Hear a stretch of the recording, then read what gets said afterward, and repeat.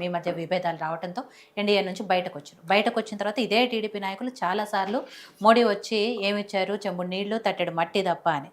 ఇదే జనసేన అధ్యక్షులు పవన్ కళ్యాణ్ గారు కూడా పాచిపోయిన లడ్డూతో పోల్చారు. ఇన్ని మాటలు మాట్లాడిన వాళ్ళు ఇవాళ ఏం సమాధానం చెప్తారు? వీటన్నిటికి కూడా ఇవాళ సభ సాక్షిగా సమాధానం చెప్పుంటే ఇటు టీడీపీ నాయకులు కానివ్వండి, జనసేన నాయకులు కానివ్వండి, మోడీ గారు కానివ్వండి, ఎవరైనా కూడా వీటికి సమాధానం చెప్పి వాళ్ళ నిర్మాణం చేపట్టుంటే బాగుండేది అనేది బాబులెడ్డి గారి అభిప్రాయం. ఈరోజు 6 కోట్ల ఆంధ్రుల ఆకాంక్ష, 29,000 రైతుల ఎదురుచూపు, కొన్ని లక్షల మంది నిరుద్యోగుల ఆశాదీపం అమరావతి. అది ఎవరు అవునన్నా ఎవరు కాదన్నా ఇదైతే పచ్చి నిజం.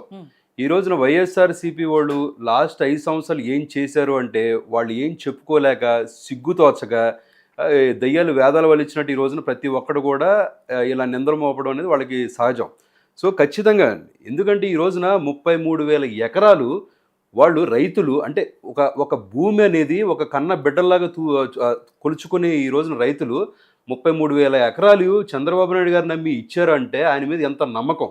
అలాంటి రైతులు ఈ లాస్ట్ 5 సంవత్సరాల్లో కూడా వాళ్ళకి ఎక్కడ రాబడి లేకుండా, పండించుకుందాం అంటే పంట లేకుండా, ఆఖరికి లాఠీలు దెబ్బలు తిని, సో వేరే వాళ్ళతో వైఎస్ఆర్సీపీ కొంతమంది గోండాలతో తన్నులు తిని, సో వాళ్ళ పిల్లలు ఇక్కడ ఉంటే వాళ్ళ భవిష్యత్తు నాశనం అయిపోతుందని చెప్పేసి పక్క వాళ్ళకి కూలి పనులకు పంపించి, కుదిరితేనే వేరే రాష్ట్రాలకు ఉద్యోగాలు పంపించి వాళ్ళొక్కళ్ళే పోరాడి అవసరమైతే ప్రాణాలను ఇస్తాం కానీ మా భూములు మేము వదలము, అంతేకాకుండా చేస్తే రాజధాని చేయండి లేదా మా భూములు మాకు ఇవ్వండి అని చెప్పి ఎంతో పోరాటాలు, కొన్ని సంవత్సరాలుగా పోరాటాలు చేస్తుంటే ఈ రోజున బ్లూ మీడియాకి కళ్ళు బైర్లు గమ్మి ఇంకా కనపడకుండా ఇంకా వేదాలు వల్లిస్తున్నారంటే ఇలాంటి వాళ్ళని ఏమనాలి, చీ అనాలా ఇంకేమనాలి కూడా నాకేం అర్థం కావట్లేదు మేడం.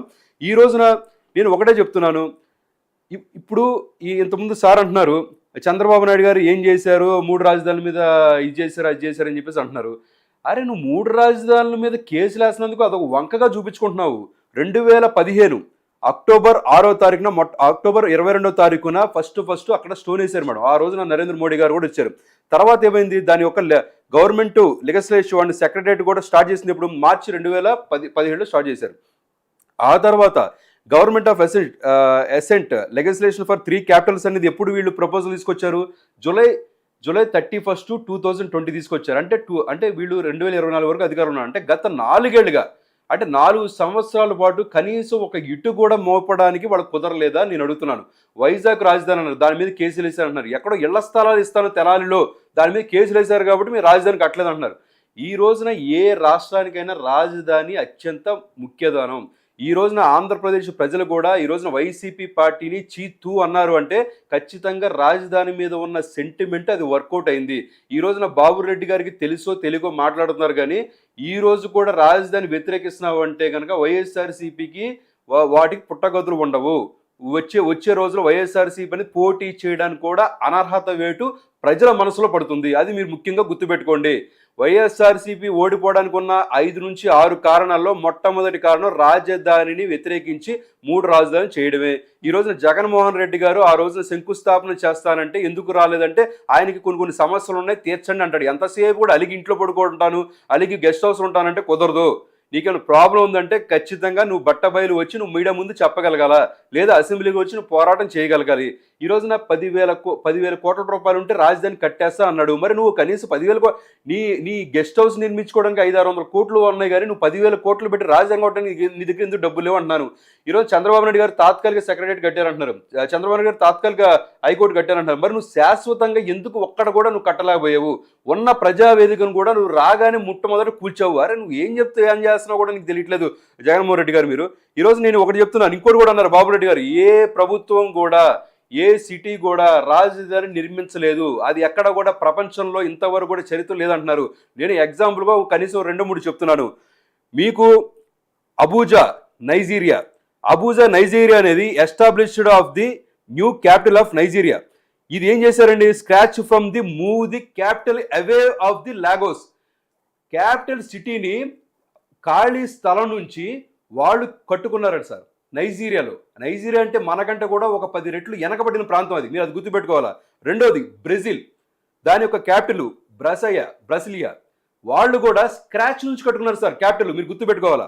ఇంకోటి క్యాన్బెర్రా ఆస్ట్రేలియా, ఆస్ట్రేలియాలో కొన్ని స్టేట్స్ మధ్యలో డిస్ప్యూట్ ఉంది కదా అని చెప్పేసి వాళ్ళిద్దరి మధ్య కొట్లాటలు మానుకోవడం కోసం కొత్త స్టేట్ని వాళ్ళు బిల్డ్ చేసుకున్నారు. ఇది కూడా మీరు గుర్తుపెట్టుకోవాలి. ఏ ప్రభుత్వం కూడా కాదు. అంతెందుకు ఈ రోజున హైదరాబాద్ ఎవరు కట్టించారంటే కులి కుతుబ్ షా అంటారు, లేదంటే సికింద్రాబాద్ ఎవరు చేశారంటే ఈస్ట్ ఇండియా కంపెనీ వాళ్ళు ఇన్వాల్వ్మెంట్ అయ్యి నిజాం ప్రభుత్వం కలుపుకొని ఆ రోజున కట్టించారని అంటారు.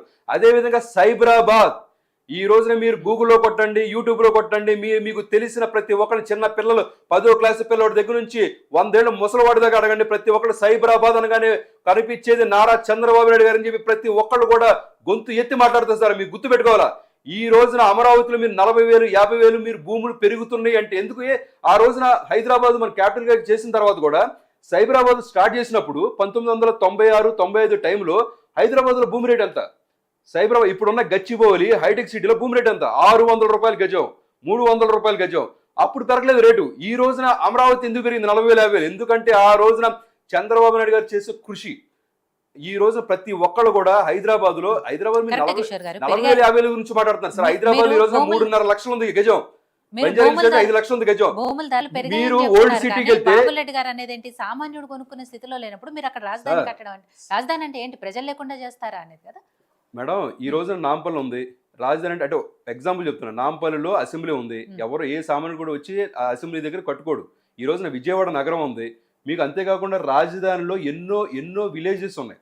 ఆ విలేజ్ సపోజ్ ఎగ్జాంపుల్ చెప్పాలంటే వెలగపూడి, మలకాపురం, మందడం, తర్వాత ఉద్దండాయిపాలెం, తర్వాత వెంకటాయపాలెం, ఇలా ఎన్నో నగరాలు ఉన్నాయి.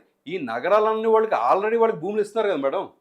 చంద్రబాబు నాయుడు గారు ఏం చెప్పారు, మీ ఏదైతే ల్యాండ్స్ ఉన్నాయో మీ పొలాలు తీసుకున్నాం కాబట్టి మీకు ఇన్ని గజాలు ఇస్తున్నాము, 1200 గజాలు 1000 గజాలు ఇస్తామని చెప్పారు కదా. వాళ్ళు కొనుక్కోవాల్సిన అవసరం ఏంటి? కొనుక్కునేది ఎవరు? కొత్తగా వచ్చేవాళ్ళు కావాలి. కొత్తగా వచ్చేవాళ్ళు అంటే ఎవరు? ఖచ్చితంగా విజయవాడ వాళ్ళు కొత్తగా రారు, అమరావతి వాళ్ళు కొత్తగా రారు, గుంటూరు వాళ్ళు కొత్తగా రారు. వచ్చేది ఎవరు? వేరే స్టేట్ నుంచి వస్తారు. వేరే స్టేట్ వాళ్ళు మన స్టేట్కి రావడానికి, వేరే స్టేట్ వాళ్ళు అమరావతి రావడానికి, నేను అమరావతిలో పెట్టుబడి పెట్టడానికి ఏముంది అక్కడ అని అడుగుతారు. దాన్ని మనం చూపించాలి కదా. మీరన్న పార్కులో ఇంకోటో, లేకపోతే ఏది ఇండస్ట్రియల్ జోను, లేకపోతే సాఫ్ట్వేర్ కంపెనీస్ రావడం, పరిశ్రమలో, ఇవన్నీ చూపించాలి కదా. దానికోసం జోన్ వైజ్గా డివైడ్ చేశారు. ఒక రాజధాని కట్టడం కోసం ఇంత ఇన్ఫ్రాస్ట్రక్చరు సిఆర్డీలో వాళ్ళు ఆయన అంత ఇదిగా డెవలప్ చేసి చూపించారంటే ఎందుకంటే ఆయన అనుభవం, ఎందుకంటే సైబరాబాద్ లాంటి నగరాన్ని నిర్మించిన అనుభవం ఉందో కాబట్టి ఆయన చేశారంటే సింగపూర్ కంపెనీతో టైప్ పెట్టుకొని ఈ రోజు అదంతా కూడా మనం హర్షించాల్సిన విషయం ఉంది. సరే పోనీ మీరేమన్నారు, ప్రతిపక్ష హోదా కావాలన్నారు. సరే మీరు వచ్చారు 5 సంవత్సరాల పాటు మీరేం చేశారు? అదేంటంటే మాకు సరైన ఎంపీలు రాలేదని చెప్పారు. ఇలా రకరకాల కారణాలు మీరు చెప్పుకుంటా పోయి ఈ రోజున వచ్చి మళ్ళీ ఇదే పాఠం చెప్తున్నా. సరే నువ్వు ఇప్పుడు అసెంబ్లీకి రాబ్బా, మీకున్న 11 మంది అసెంబ్లీకి రండి. అసెంబ్లీకి వచ్చి పలానా ఏరియాలు ఇది కడుతున్నారు కదా, అది ఎందుకు కడుతున్నారు, ఇక్కడ ఈ కన్స్ట్రక్షన్ చేయొచ్చు కదా, ఇక్కడ నివాసిత ప్రాంతాలు చేయొచ్చు కదా, నువ్వు మాట్లాడచ్చు కదా. నీకు అది చేత కాదు. ఎంతసేపు కూడా ఎదుటోడి ముందు పేడ నిలుచులుదామని చెప్పి చూస్తారు తప్పితే మీరు ఎంతసేపు కూడా ఎక్కడ కూడా ఒక పని చేసిన పాపను పోలా. ఇప్పటికి కూడా ఈ బ్లూ మీడియా వాళ్ళు ఎన్ని గుర్తుపెట్టుకోవాలి. 14 నుంచి 15 కోట్ల రూపాయలు ఎకరాలు ఇవన్నీ అంటున్నారు మేడం. సో ఈ రోజున 50,000 40,000 ఉందంటే హర్షించాలి సార్. ఈ రోజున అమరావతిలో కూడా మొన్నటిదాకా 15,000 20,000 గజం ఉందంటే పెంచింది తెలుగుదేశం ప్రభుత్వం కాదు, పెంచింది కూటమి ప్రభుత్వం కాదు, పెంచింది ఆంధ్రప్రదేశ్ ప్రభుత్వం కాదు. అక్కడ ఉన్న ల్యాండ్ ఓనర్స్ పెంచారు. 40,000 50,000 గజాలకి వాళ్ళకి నిజంగా అవసరం అనుకుంటే 10,000కి 15,000కి అమ్ముకోవచ్చు కదా. ఎందుకంటే అక్కడ డిమాండ్ ఉంది సార్, సిటీలో డిమాండ్ ఉంది. మీరు విజయవాడలో సామాన్య ప్రజలు బతకద్దా, ₹1,00,000 గజం ఎందుకు 10,000 చేయొచ్చు కదా అని చెప్పి ఎవరిని అడుగుతారు? మీరు ప్రజలను అడుగుతున్నారా, గవర్నమెంట్ని అడుగుతున్నారా? మీరు గుర్తుపెట్టుకోవాలి కదా. జనసాంద్రత పెరగాలి అన్నారు. ఈ రోజున హైదరాబాద్ లో 1961లో ఉన్న జనాభా కేవలం 6.5 లక్షల మంది మాత్రమే. హైదరాబాద్ లాంటి నగరంలో 1961లో 6 నుంచి 7 లక్షల మంది మాత్రమే ఉన్నారు. ఈ రోజున హైదరాబాదు ఎంతమంది ఉన్నారు? 1,50,00,000 మంది ఉన్నారు. 1,50,00,000 మంది హైదరాబాద్ లో నివసిస్తున్నారు. ఈ రోజున గజం 5 లక్షలకు వెళ్ళింది. మొన్న ఓల్డ్ సిటీలో అబిడ్స్ దగ్గర ఓల్డ్ సిటీ లోపలికి వెళ్తే గజం వచ్చేటప్పటికి 7 లక్షల రూపాయలు పెరిగింది. అంటే 6 లక్షల రూపాయల జనసాంద్రత ఈ రోజున 7 లక్షల రూపాయలు గజం ఉన్నా సరే ఎందుకు 1,50,00,000 అయింది? పెరగలేదా? ఎప్పుడు కూడా అభివృద్ధి కోరుకుంటారు, ఎప్పుడు కూడా ఉద్యోగ అవకాశాలు కోరుకుంటారు, ఎప్పుడు కూడా మనకున్న రిసోర్సులు ఉన్నాయా లేదా, నీటి సదుపాయం ఉందా లేదా, మనకున్న అక్కడ గవర్నమెంట్ మనకు సరిగ్గా ఉందా లేదా, బయట ఇండస్ట్రీ మనం ఆకర్షించగలుగుతున్నాం లేదా, ఇవన్నీ అక్కడ సేఫ్టీయే కాదా, వేరే రాష్ట్రం నుంచి వచ్చారా లేదా విమానం ఉన్నాయా లేదా ఎయిర్పోర్ట్స్ కరెక్ట్గా ఉన్నాయి లేదా, ట్రాన్స్పోర్ట్ కరెక్ట్గా ఉన్నాయి, ఇవన్నీ చూసుకుంటారు సార్. ఇవన్నీ చూసుకొని వేరే వాళ్ళు వస్తారు, పెట్టుబడులు పెడతారు, జనసాంద్రత పెరుగుతుంది.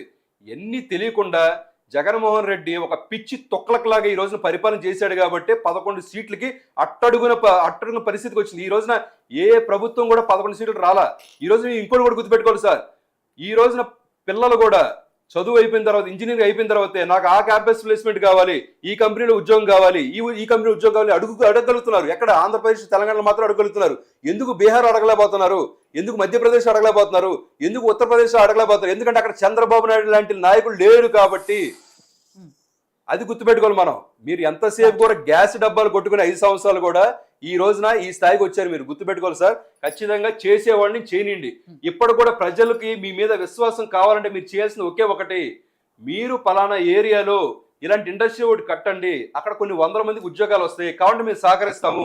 3 రోజుల సంగతి తర్వాత విషయం, ముందు కనీసం శాశ్వత అసెంబ్లీ కట్టండి, శాశ్వత హైకోర్టు కట్టండి అని మాట్లాడండి. కనీసం ప్రజల్లో కొంతమేర అయినా మీకు మీ మీద విశ్వాసం ఉంటుంది. ఇంకా ఇలాంటి మాటలు మాట్లాడారనుకో చిచ్చి అంటారు. ఇంకా రేపు 11 కాదు 4 సీట్లు వచ్చినా ఆశ్చర్యపడక్కర్లేదు. షేక్ సైదా గారు, సరే మోడీ గారు అమరావతి 2.0కి వచ్చారు, ఆయన పలు శంకుస్థాపనలు చేశారు, అభివృద్ధి జరుగుతుంది, ఇవన్నీ కూడా మాట్లాడుతున్న పరిస్థితుల్లో కూటమి నాయకులు సరే గతంలో ఇవే మాట్లాడారు.